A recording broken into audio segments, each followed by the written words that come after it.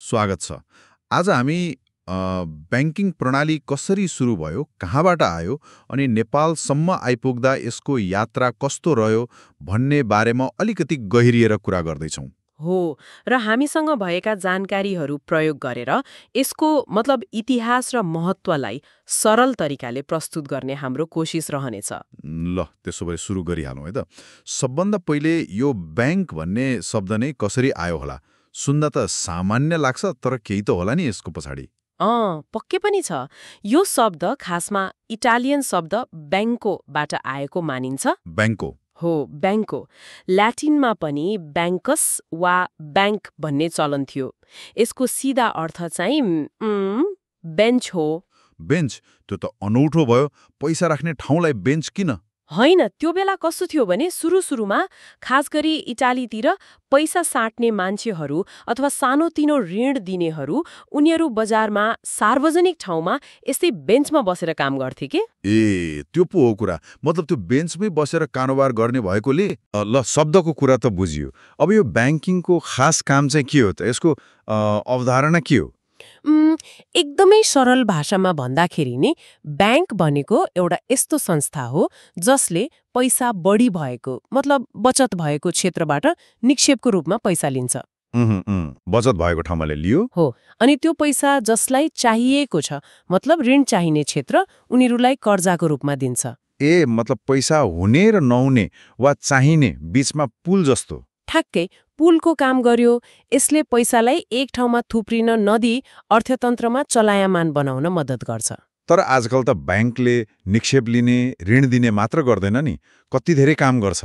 त्यो विदेशबाट पैसा पठाउने रेमिटेन्स भन्छन् नि, त्यो भयो, अनि डलर साट्ने, फेरि मोबाइलबाटै सबै गर्न मिल्ने। हो नि, एकदम।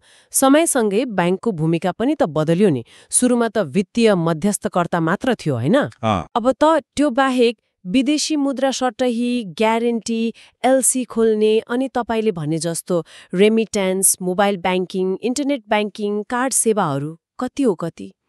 मतलब अब ब्याङ्क एउटा सामान्य पैसा लेनदेन गर्ने ठाउँ मात्र रहेन। अब त आर्थिक विकासको एउटा महत्त्वपूर्ण इन्जिनै बनेको छ ब्याङ्क। ल यो त भयो विश्वव्यापी कुरा। अब अलिकति नेपालतिरै फर्काउन। हाम्रोमा चाहिँ कसरी सुरु भयो यो सब? सुरुमा के चलन थियो होला? हाम्रोमा पनि सुरुवाती चरणमा त वस्तु विनिमय नै थियो। सामानसँग सामान साट्ने। जस्तै चामल दिएर नुन लिने टाइपको? हो, त्यस्तै। आलु दिएर गोलभेडा लिने यस्तै चलन थियो। अनि पैसाको रूपमा केही प्रयोग हुन थाल्यो कि? बिस्तारै भयो नि। सुन, चाँदी जस्ता बहुमूल्य धातुहरू मुद्राको रूपमा प्रयोग हुन थाले। अलि पछि इतिहास हेर्दा लिच्छवी कालमा त मानाङ्क, गुणाङ्क भन्ने मुद्राहरू नै चलेको देखिन्छ। हो र? मानाङ्क, गुणाङ्क? हो, अनि मल्लकालमा आइपुग्दा त सुन र चाँदीका सिक्काहरू अझै व्यवस्थित रूपमा प्रयोग भएको पाइन्छ। शाहकालमा नि सिक्का त थिए, तर औपचारिक ब्याङ्क त थिएन होला नि त्यति बेला। मान्छेले ऋण लिनु पर्यो भने के गर्थे त? त्यति बेलासम्म औपचारिक ब्याङ्क त थिएन। त्यसैले मानिसहरू साहु महाजनहरूसँग व्यक्तिगत रूपमा नै ऋण लिने दिने गर्थे। ब्याज दर पनि आफ्नै किसिमको हुन्थ्यो। मतलब साहुहरूकै भर पर्नुपर्ने अवस्था थियो? हो, एक किसिमले त्यस्तै थियो। त्यसो भए यो अवस्थाबाट एउटा सिस्टममा, औपचारिक ब्याङ्किङमा नेपाल कहिले प्रवेश गर्यो त? त्यो पहिलो माइलस्टोन कहिले आयो? नेपालमा औपचारिक आधुनिक ब्याङ्किङको सुरुवात चाहिँ विक्रम सम्वत 1994 सालमा भयो। 1994? हो, कार्तिक 30 गते। त्यो दिन नेपाल ब्याङ्क लिमिटेडको स्थापना भयो। यो नै नेपालको पहिलो ब्याङ्क हो। नेपाल ब्याङ्क लिमिटेड 1994 साल। यो त साँच्चै ऐतिहासिक क्षण रहेछ नेपालको लागि। एकदमै। यसले नै नेपालमा आधुनिक ब्याङ्किङ युगको सुरुवात गर्यो। सुरु गर्दा कस्तो थियो होला अवस्था? कति पैसाबाट सुरु भएको थियो? यसको सुरुवाती चुक्ता पुँजी पेड अप क्यापिटल जम्मा 10 लाख रुपैयाँ थियो। 10 लाख?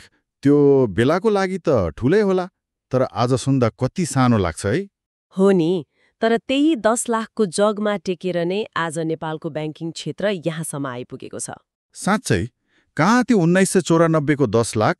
कहाँ आज हामी मोबाइल एप खोलेर एकैछिनमा पैसा पठाउँछौँ, क्युआर कोडले तिर्छौँ, एटिएमबाट पैसा झिक्छौँ? कत्रो फड्को? एकदमै ठुलो फड्को। त्यो पहिलो ब्याङ्क स्थापना हुनु नै आजको यो डिजिटल ब्याङ्किङसम्मको यात्राको पहिलो तर सबैभन्दा महत्त्वपूर्ण कदम थियो। हो, पक्कै पनि। आज हामीले छोटकरीमा ब्याङ्क शब्द कहाँबाट आयो भन्नेदेखि नेपालमा पहिलो ब्याङ्क कसरी खुल्यो र ब्याङ्किङले कसरी काम गर्छ भन्नेसम्मका कुरा गर्यौं।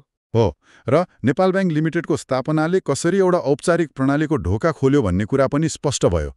यो एउटा संस्था खुल्नु मात्र थिएन, देशको आर्थिक प्रणालीकै लागि एउटा मोड थियो। निश्चय नै। अब जाँदा जाँदै श्रोताहरूलाई एउटा प्रश्न छोडेर जाउँ कि? हुन्छ नि। जसरी हामीले हेर्यौं, ब्याङ्किङ वस्तु विनिमयबाट सुरु भएर सिक्का, नोट हुँदै आज मोबाइल र इन्टरनेट ब्याङ्किङसम्म आइपुग्यो। अब भविष्यमा यसको रूप कस्तो होला? खै, के होला? अझै के परिवर्तन देख्न बाँकी छ कि ब्याङ्कका शाखाहरू नै हराएर जालान् त?